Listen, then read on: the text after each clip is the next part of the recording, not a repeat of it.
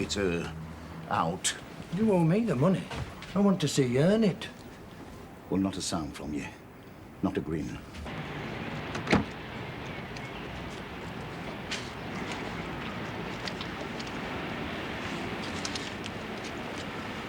Davis to Hartley. She's arrived. Come in and sit down. You know Eddie, don't you? Indeed I do. How are you, Eddie? Not too good. You're looking grand yourself. Listen, I did pop by early, seeing as how you said 'twas important. Now today, do I get to make you a cuppa? Oh, no, dear, no. Sure, this is me on my way to work. Right. Now, Doris, you've got to know my many tales of woe that well over the years, have you not? I have, dear. And you know that some of us, for whatever reason, experience this life only as a veil of tears. I know, Jimmy. I know that Providence has given you the thin end always. Well, I'll tell you what happened. See, I bought a motor. Turned out it was stolen, would you believe? The bogies came round and took it away. It was to be a quick turnaround. I had the buyer lined up. Well, fundamentally, Doris, I was forced to spend the profit before I'd sold the motor. I signed a few cheques. Well, you know I've been done for bad cheques before. Can you help me? How much is it this time, Jim? I hardly dare tell you. Oh, go on, Jimmy, say it. Face it. I need £800.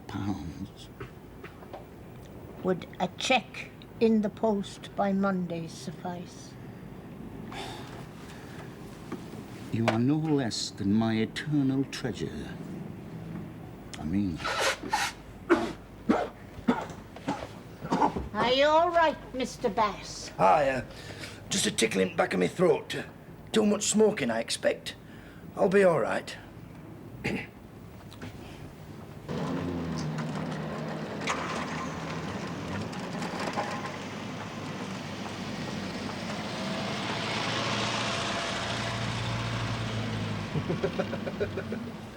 Some of us, for whatever reason, experience this life only as a veil of tears. laugh your Burke. You know something? You'll live to be 100. You'll never be half the villain that old lady is.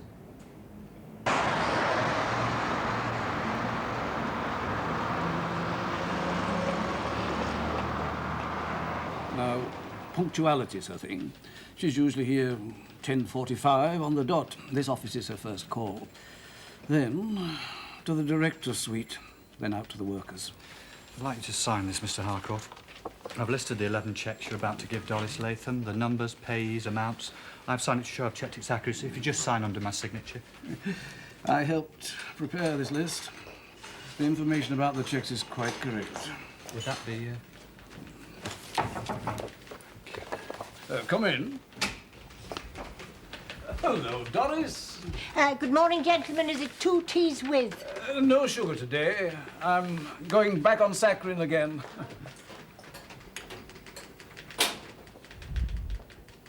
There we are now. One with 2 and one without. Mr. Harcourt, so will this gentleman here be taking tea? No, thank you. Oh, the cheques for Mr. Mason.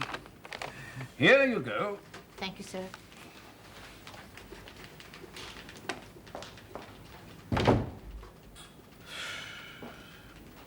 Give her 5 minutes.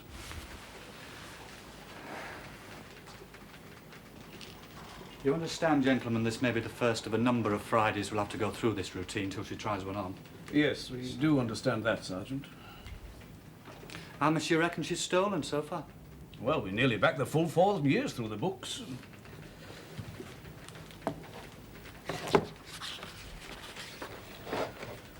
It is a fortune.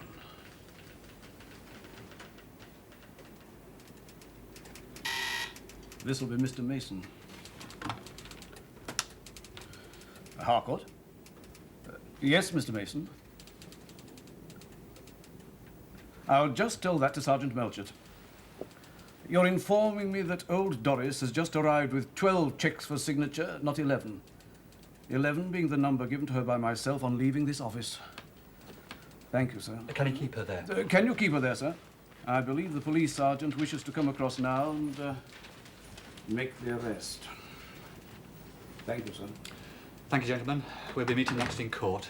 Good day to you. Many thanks for your cooperation. Well, I thought I'd seen it all. Some little old lady. Come in, Doris. So long. Here you go. Now, why was she brought here? Begging your pardon, ma'am. Why not?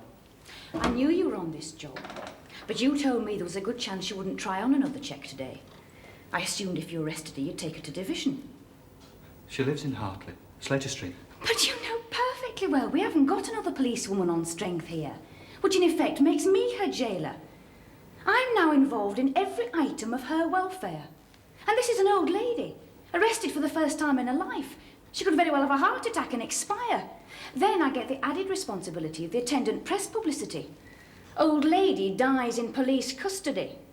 My custody. Did you find any relatives or friends who could bail her? I've only spoken to her next-door neighbour, but apparently the prisoner once said she had no relatives. And evidently she's got no friends, including the next-door neighbour. And Melchett here's worried that Harker might get at her if she's bailed. Okay, thanks. This one.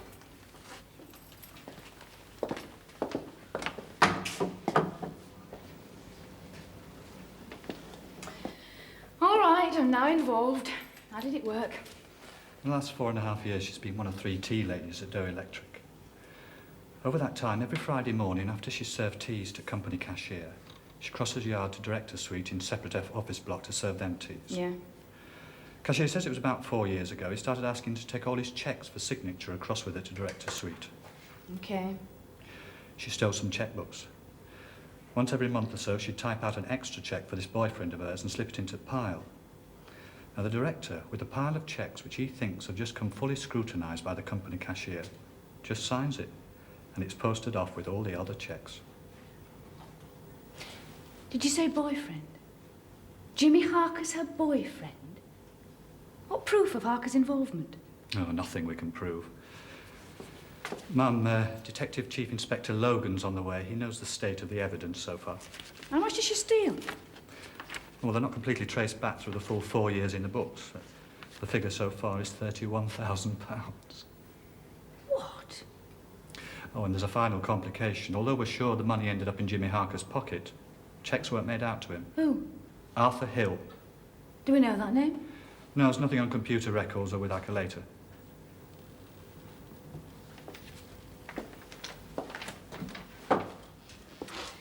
Doris, is it? It is, ma'am. I'm Inspector Darby. Oh, I read it in the local paper that all these men have got a woman in charge. Do we have a record of your doctor, Doris? Has anyone asked you? It's Dr. Sahadi, ma'am. Railton Parade. Oh, yes. Now, do you know why you're here? I do not. Well, I'm told you've taken some money. I haven't taken any for myself. Not one halfpenny.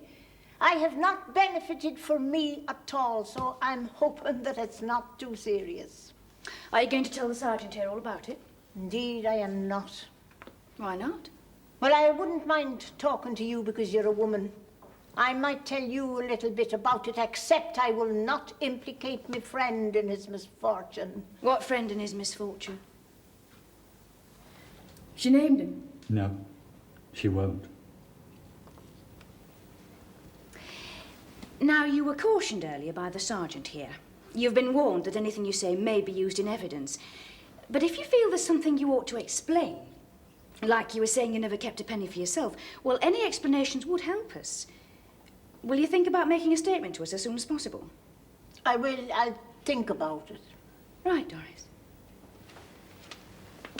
Is there any chance of teas? You want a tea before your dinner? Oh, indeed I do. And parched, you see, with the fright. We'll get you a tea. Don't upset yourself.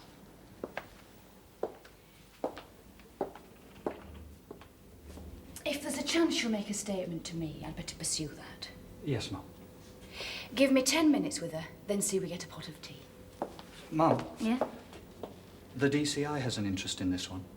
Shouldn't we delay taking a statement till he gets over from division? The DCI was so shining keen on this case, he should be here. As it is, if there's a chance for us to get a statement from her, I'm going to take it. That's what we all want, isn't it? Tea in 10 minutes, please.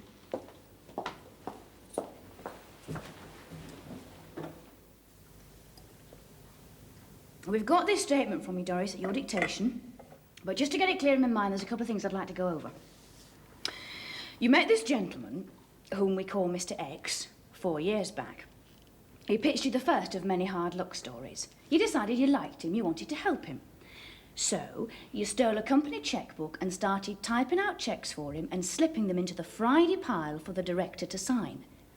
Is that it? It is. Now, it's important, Doris, for you, when you get to court, to tell us whose idea it was to steal the checkbooks and cheat. Now, did your fellow friend think up the idea? Oh, no. I admit 'twas I worked it out. And that's really the only bad thing I've done on this. Can you explain what you mean by saying it's the only bad thing you've done? Well, I told you. I didn't keep any of the money for myself. It were all given away. Doris, how much do you think's involved? How much of Doe Electric's money did you pass to Mr. X? I don't know. Can't you give us a guess? Well, to be honest, it must have been several £100s. Doris, the company accountants have gone back nearly 4 years, and what do you think they say it comes to? I have no idea. £31,000. Never. Yes. Oh, that's not true. It is true. That much? Yes, you're in serious trouble, love. But I never took a penny for myself, excepting perhaps the odd £5 that I give to the orphans. What does that mean? What odd £5? What orphans? Well, sometimes when I would see this Mr. X, he would want to say thank you to me for saving his life, as it were. And he would give me perhaps a £5 or a £10 for the orphanage. You'd give him several hundred, and he'd give you £5 back. He would. What orphanage? St. Kilda's. The children in care home? Well, that used to be an orphanage. And I would just take the £5 that he'd give me, and I'd knock on the door, and I would say, there you are, there's £5 there for comforts for the kiddies. And I never took a penny for myself. It was all given away to him and to the orphans. Now, come on. There's no point in just upsetting yourself, love. Well, you see, I was an orphan myself, brought up in an institution, all hymns and cleanliness and no love.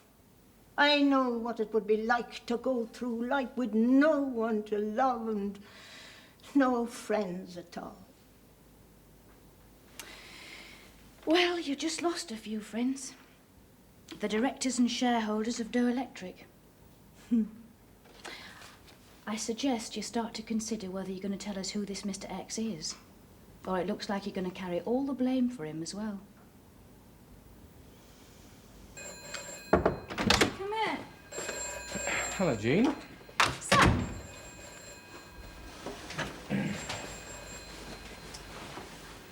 Well, you've moved rather fast on this. I haven't moved fast at all. I've moved at an ordered gait. I just assumed that you'd wait until I arrived before taking a statement from her. But you know why I did it? Yes, but it seems a pity that she's now entrenched behind this idea of Mr. X. I think I would have pressed her quite forcibly that her accomplice was Jimmy Harker. How forcibly can you press an old lady?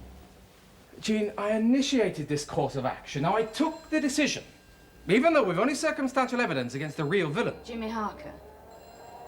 I took the decision to bring in Latham with the idea of a lengthy interrogation. Now, I find her drinking tea in the cells and saying she's told you everything she's going to say. I think she has. Well, what do you suggest? Well, from my reading, it looks like she will cooperate with me, but she won't cooperate with anyone else. Well, then it looks like me aiding you. All I want to do is keep a close eye on an investigation into an old lady who's in custody in my nig. Well, I've brought in the landlord, George Moult, who cashed the cheques. Oh, very thin. Woe begone looking face. Dull dresser. Always alone. Tell us about these cheques that he gave you. Oh, they were all good. Well, I mean, they must have been. Cash by bank. Now, he gave you these cheques and straight away you gave him cash. Oh, no. See, he'd drop by every couple of months on a Tuesday. He'd have a cheque made out to Arthur Hill. He'd endorse it on the back. Arthur Hill. Now, did you ever ask him for proof of identification that he was Arthur Hill? Oh, his cheque's always clear. See, I bank on a Tuesdays and a Fridays. As I say, he'd drop by Monday or Tuesday, give me a cheque, I'd deposit it along with the rest. Then on Friday, I'd confirm at the bank that it was cleared, and on Saturday, I'd give him the cash. He always bought a couple of bottles of scotch, you know. When did you last see him? Oh, maybe 5, 6 weeks ago. Cheque for 400 quid it was. But did you ever ask him why he cashed his cheques with you? Well, he said he once been let down very badly by a bank. And we all said they were the admin department of capitalism. The bloody left were so stupid they didn't realise banks should have been nationalised long before coal and steel. Bit political he was, you know. Oh, yes. Yeah, sort of mix. Half left wing, half National Front. Really? Any road, he said there was one person in his business who always insisted on paying by cheque. You were satisfied with that? Why not? I mean, I cash a dozen cheques a week. Say nothing of the dole and sick gyros. Yeah, but not all at 400 quid a throw. Every cheque cleared before I paid him.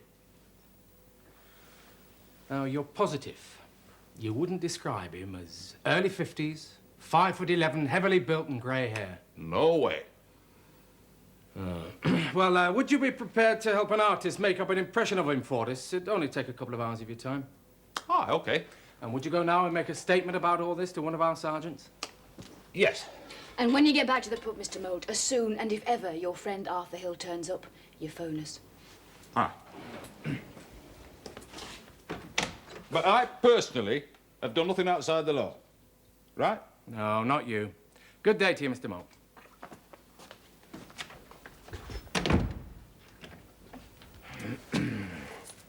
I think we'll go along and pick up Harker. You said you'd absolutely nothing on him. I want to talk to him. You won't see a spray gun in the place, so no ringing. More money in servicing cars these days than stealing them. I have a logbook for each of the motors. Would you like to look? Full name, please. Jimmy Harker. It's in 2-foot lettering over the shop. James Harker. Want me to spell it for you? Address? This address. Home address. 16 Stapley House, Ulster Road. You had a visit this morning from a Mrs. Doris Latham. Did I? Did you? Yes. Will you tell us why she came here? She collects for charity. What she calls her orphanage. St. Kilda's Council Care Home. She drops by once a week. I give her a couple of bob. Well, I'm afraid you won't be seeing Mrs. Latham for a while, Mr. Harker. You see, we've arrested her for a series of cheque thefts involving in excess of £30,000. You're kidding. No. What do you want with me? You've been in trouble before. Oh, come on, Inspector. These are the days of teletext and home computers and busmen getting up at 6 a.m. in the morning to study Open University. You can't come flat-footed in here saying, you've been in trouble before. I'll write your confession. Sign with your usual X. We know that Latham saw a lot of you. Now, we know the description of the man who cashed the cheques in the pub doesn't fit your description, but we know he's an associate of yours. Well, I say, you've got nothing. The two of you. Otherwise, you'd be putting the manacles on. You're trying one on, and it's not working. So where do we go from here?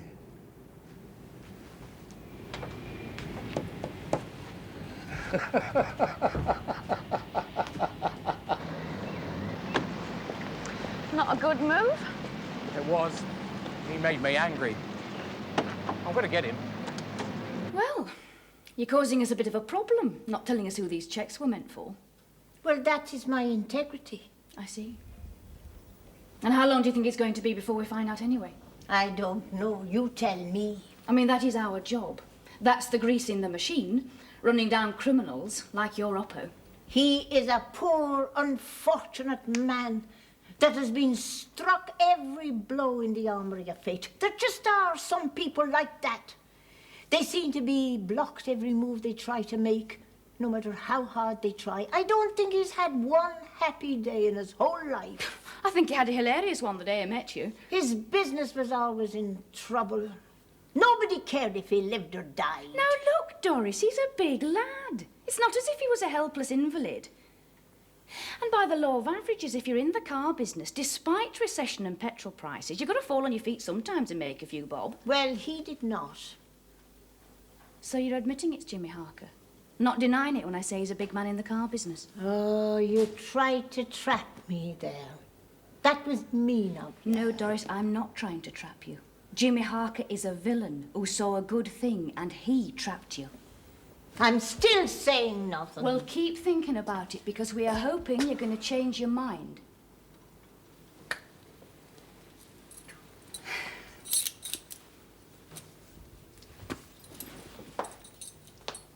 Listen, missus, there's something very important, and I hardly dare to mention it, but it has me worried sick. Yes. I told your sergeant that I lived alone, and I don't. There's me cat, Billy. It must be gone 4 o'clock, and I'm worried. I'm always at home by now to give him his tin. What with me being in here, what am I going to do about it? He's an old cat, missus. He could be ill if I don't turn up. You live in Slater Street, yeah? I do. Have we got your house key? You have. I'll send the sergeant in with a note for you to sign that you've requested us to go into your house and feed your cat. Ah, you'll do it. Yes. The tins are in the low-down cupboard. When'll he be fed? I'll sort that out in the next couple of hours. Will that be all right? Oh, indeed it will, and thank you very much. And are you going to think about telling us about Jimmy Harker? No, dear.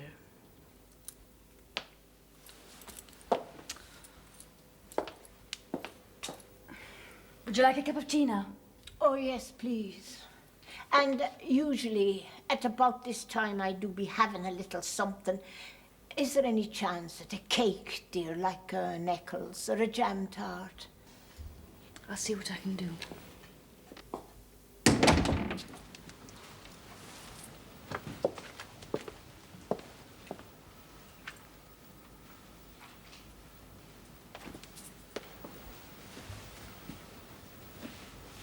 Hello, Billy. Hello. She's supposed to have nicked £31,000. Yes. Good grief.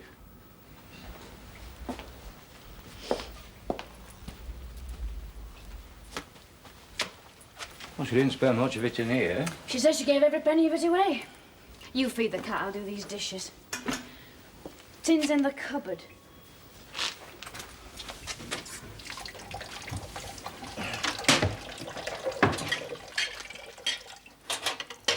How much do I give it? 1 whole tin.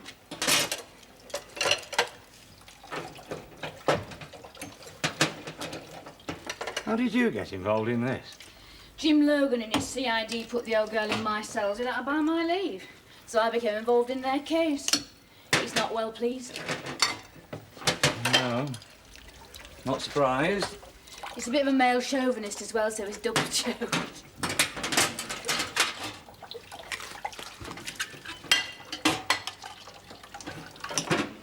Jean, Yeah?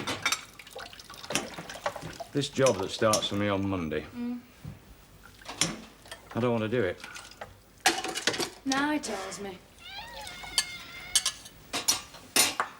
You were right. I did panic and took it because it's been 6 months since the redundancy. Well, you shouldn't have. I've seen a job advertised in the social services department. Social worker's assistant. What are you talking about? Look, I was a fully qualified design draftsman. And barring miracles, I'm not going to get another job as good as that for a while. So I've been thinking, rather than take the first job that's offered, why don't I spend the waiting months doing something useful? What? Well, helping old ladies who live in places like this. Designing bits of cars, making coil windings, isn't doing a lot for humanity, is it? He got us married. He bought us our first house. I know. Well, that happens to mean a lot to me. Look, I do not want to be a supervisor of coil windings at ACG. I want to spend the next few months doing something useful, helping people. Social worker's assistant. Well, that was one of the jobs. Might have gone now. There were others. Well, all you have to do is phone ACG, tell them to stuff it, and say you're going to work for old ladies at half the price. Oh, come on, be serious. I am. Are you sure? I mean, chucking this just when we're buying a new house. A bit short of the ready, you know. Could take a leave out of old Doris's, but... Of course I'm sure. Hey, this car likes me. How long's she going inside for? Ah, Arthur, come in. Sit down. What's up? What's urgent? What's happened? Bit of a problem come up. Who? For you? No, for you. Me? What? Those checks you passed in the pub. Yeah? A friend of mine's just got arrested. Well, I thought it would happen sooner or later. It's only a question of time. Awkward thing is, I'm protected, you're not. What are you talking about? The checks you passed. There was nothing wrong with that. Oh, well, lad. But you said it was an income tax dodge. I mean, the checks were all right. I lied to you. The checks were not all right. See, they were stolen checks with legitimate signatures. Nevertheless, they were fraudulently uttered. Technically, you've done thefts totaling over £30,000. I don't understand it. I said, you've done thefts of over £30,000. I don't believe you. And as you were the one who actually passed the checks, you're the guilty party. Oh, this is rubbish. Ask Bassey. That's the police. You must have guessed we're not choir boys, Arthur. But you said it was a tax dodge. And I went along with it on the basis of anything that undermines organised government and its capitalist infrastructure is fine by me. Now you turn round and explain, very skillfully I'm sure, that I've not been cashing cheques but committing a theft, which is a very different kettle of fish. Well, 6 of one, half a dozen of the other. Well, I'm going to tell you what I'm going to do about it. I'm going to go to the class enemy, the police, and I'm going to tell them exactly what's happened. And I'm going to do it right now. Oh, dear. Oh, dear. I bloody mean it. Oh, I'm not frightened of you. You'll have to persuade him. Here, hang on. It's a bit on the heavy side. It'll do. Well, not in here. Put him in van. Take him to quarry. Give him a last chance. If he doesn't change his ideas, you'll have to act accordingly. If you bloody leave me alone, I'm going to get annoyed. Bassey. See how you go on with your powers of verbal argument before you use the hammer. Now, off you go, the two of you. Oh, look. Hey, look, I won't go to the police. Look, what are you doing? Come on. In you get.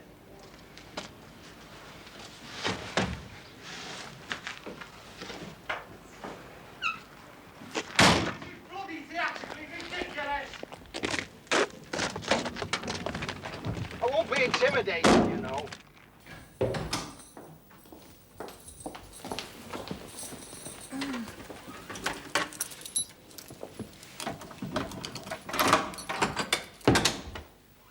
Oh, did you find the He's got quite an appetite. Indeed he has. Now, have you ever seen one of these before, love? No, I have not. It's called an artist's impression. Does it look like anybody you've met recently? No, and it doesn't look like Jimmy Harker either. It was drawn up to the directions of the publican who cashed your cheques. It's a sort of rough likeness of the man Arthur Hill, who you made the cheques out to. The two of them were in it, Hill and Harker. You see, you've been taken for a ride, Doris. I've not been taken anywhere that I didn't wish to be taken. So how long will I go to prison for? I couldn't tell you. I've no idea. Well, anyway, what does it matter? What the hell have I got? A widow's pension book and an old cat. And just this one friend that you say such terrible things about. Terrible, wrong things. Tell me one thing, Doris. How did you meet him? Well, you see, it was after my husband died, and I took on the job at Doe Electric, tea lady, 2 hours, morning and afternoon. But it wasn't enough. I needed more money. So didn't I put an advertisement in the local paper to take in sewing and alterations and such?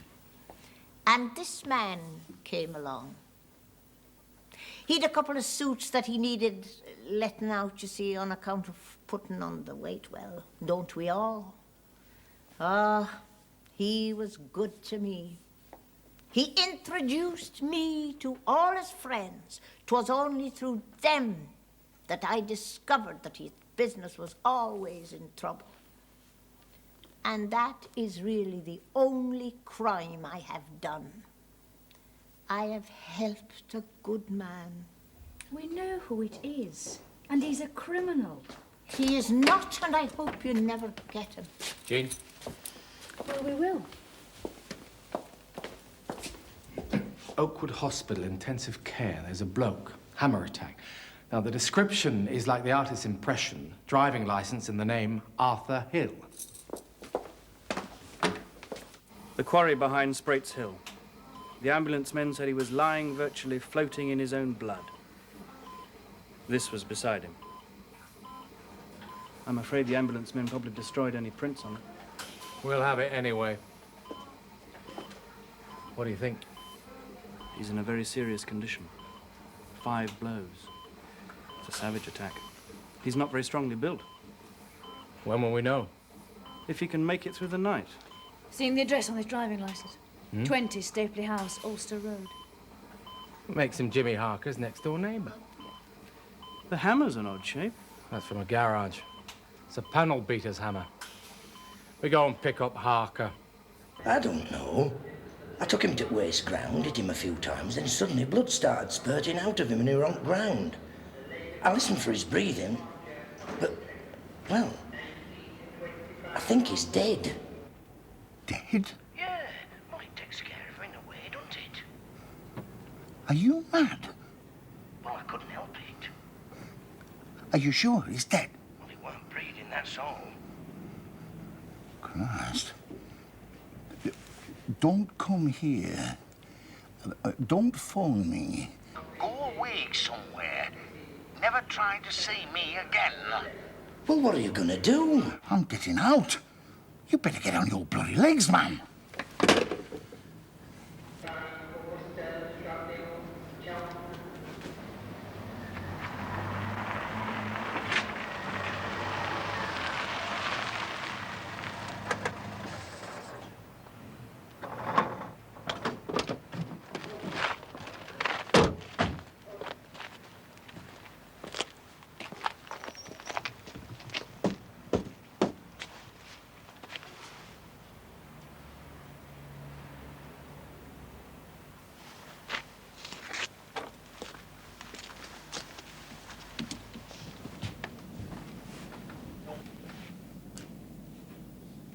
He's got out so fast, he didn't lock up.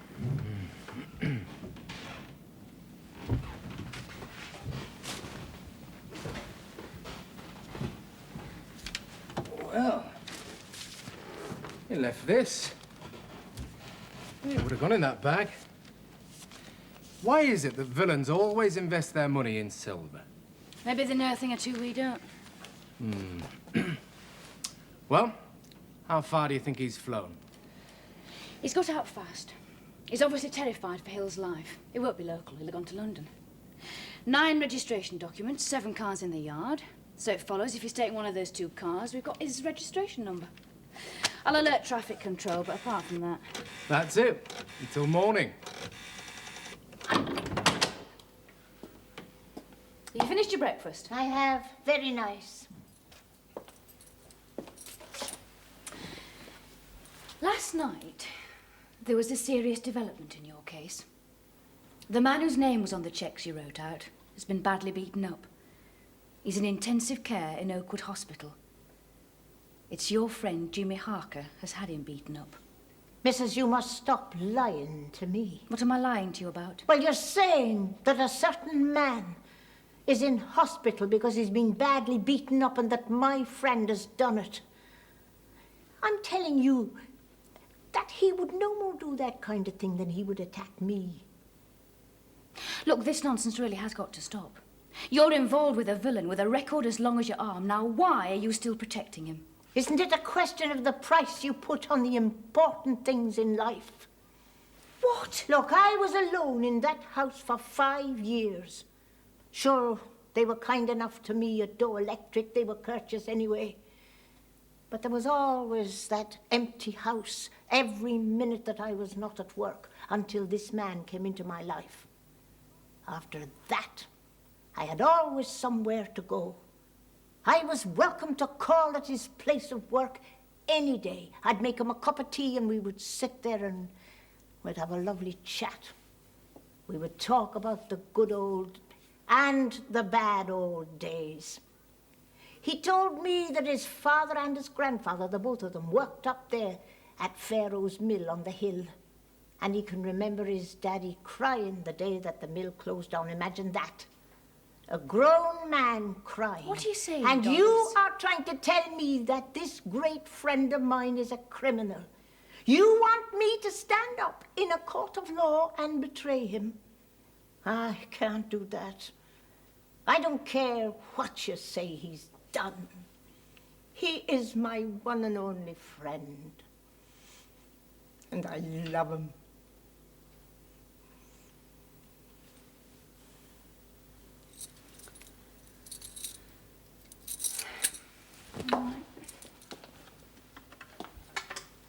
He's used to eating first thing in the morning, too.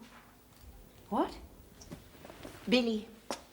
He has a half tin in the morning as well as the one at night. Who is going to feed him now? I'll drop by, or I'll have one of my men drop by within the next hour. Okay? Yes, indeed. And thank you very much. Ah, take that, will you? Oh, Jean. Yeah? There's been a sighting. It sounds like Harker. The Abbey Motel, St Albans. I'm going there. What about Latham? No, nothing. Now, look, if there should be any developments here, will you try and involve the 2 lads, Melchett and Davis? I mean, after all, they did do all the original legwork on the case. I will oblige, Chief Inspector. Yeah, thank you.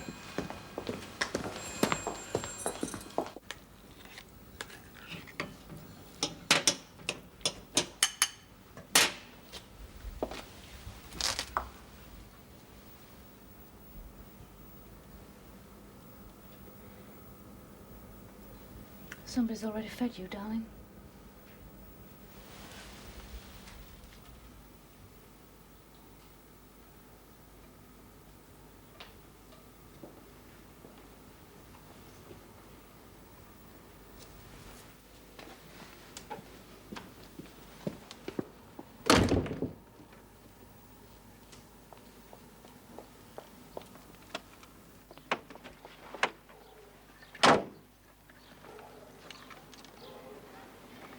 Inspector Darby to Hartley. Yes, Inspector. Number 9, Slater Street. Instruct Detective Sergeant Melchett and DC Davis to get here fast, very fast.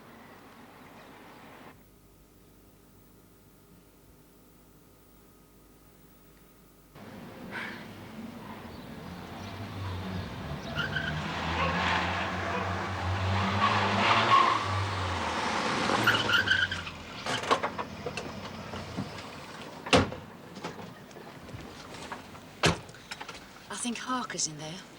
You can have the arrest. I shall be back at the station. Thank you, Mel. Front or back? You take back.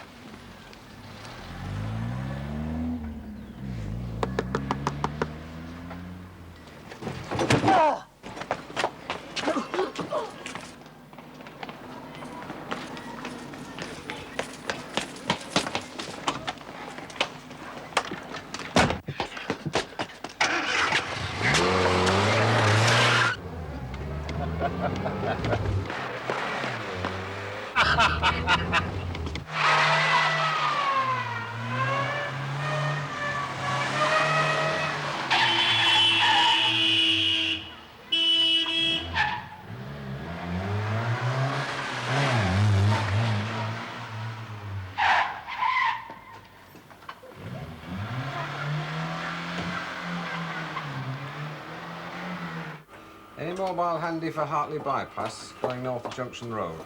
A beige Mini Clubman, registration number Hotel Delta 202 November. Right. There's a chase on. Melchett, Davies, on the dual carriageway. He got past them. Those twin towers of strength. Oh,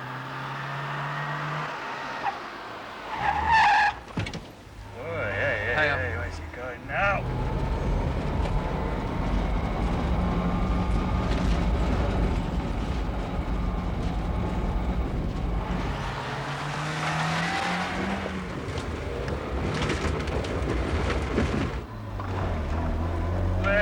Go on.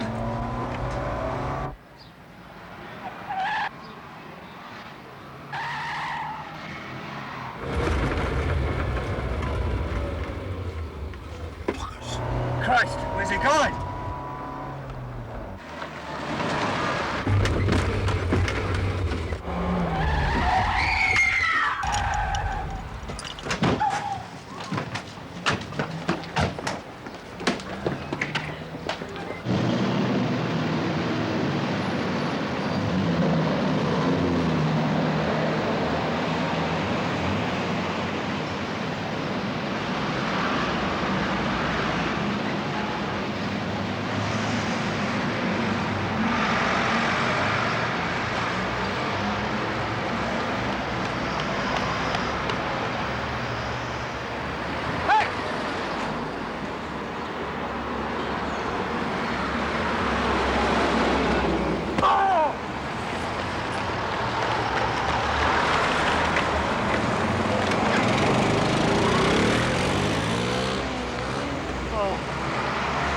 Melchett to Hartley. Jimmy Harker, wanted for theft. Escaped arrest, Junction Crown Lane. Assistance in search and pursuit required urgently. Hartley, Inspector Darby to Sergeant Melchett, assistance on the way. You're on Charlie, I've foot. just Please taken the escape from Crown explain. Lane. What is the Always present a bit more whereabouts of information. Harker? Not discussed now in pursuit of suspect. Junction Crown Lane. Over.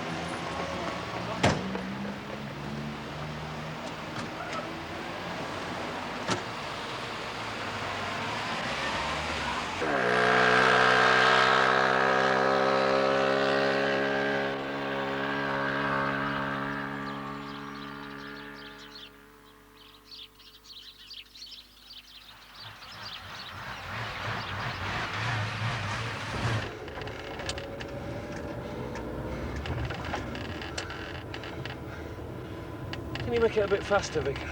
What? Can you get your foot down? Well, I'm not sure that I can. We don't want to have an accident, do we? Stop the car, Vicar. Stop the... Halt the car now. Yes, of course. Can I drive, sir? Yes, of course, if you want to.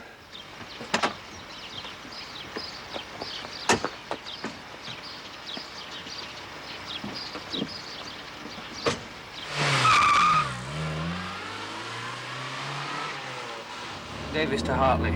We are now in pursuit of Harker on Honda moped NHA 269P for Papa. He is not at present in our view. Still request assistance. Please note assault on traffic warden... Cowden Road. Send someone to check him out. Over. What is your location? Over. Averin Road. approaching Apex Corner. Over. Where is Harker? Where did you lose him? What's his location? Over. Hold query, please. Spotted Harker.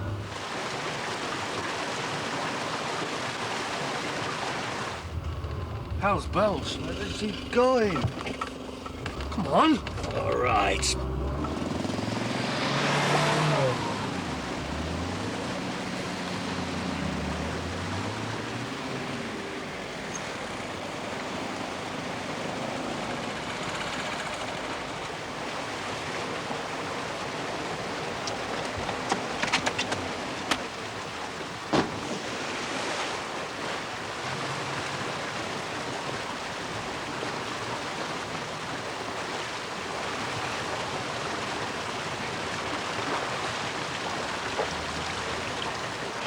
Come on. Come on.